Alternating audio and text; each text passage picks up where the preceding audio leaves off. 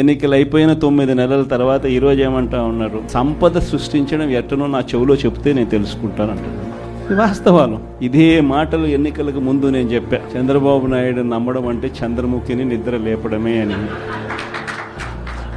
ఇదే మాటలు నేను ఎన్నికలప్పుడు చెప్పిన. చంద్రబాబు నాయుడు నమ్మడం అంటే పులి నోట్లో తల పెట్టడమే అని చెప్పి ఇదే మాటలే నేను చెప్పా. మేనిఫెస్టో ప్రజెంటేషన్ చేసేటప్పుడు ఇక్కడ ఇలా నిలచుని ఇలా మేనిఫెస్టోని ఇలా చూపించా. మన మేనిఫెస్టోని ఇలా చూపిస్తూ వాళ్ళు చెప్పిన మేనిఫెస్టో హామీలను కూడా ఇలానే చూపిస్తూ చెప్పా. సాధ్యమయ్యేటి కాదయ్యా చంద్రబాబు నాయుడు చెప్పేటివి. రాష్ట్రానికి సంబంధించిన బడ్జెట్ ఇది, మనం చేస్తా ఉన్న బటన్లు నొక్కే కార్యక్రమం ఇది, దీనికే ఇంత డబ్బు ఖర్చు అవుతుంది. మరి చంద్రబాబు నాయుడు ఏమో 1,72,000 కోట్లు సంవత్సరానికి అయ్యే ప్రతిపాదనలు ఆయన చెప్తా ఉన్నాడు. సూపర్ 6లు మోసము, సూపర్ 7లు మోసము అని చెప్పి చెబుతూ మనమేం చేయగలుగుతాము అన్నది కూడా ప్రజలకు అర్థమయ్యేట్టుగా కూడా మేనిఫెస్టో సందర్భంగా కూడా చెప్పడం జరిగింది.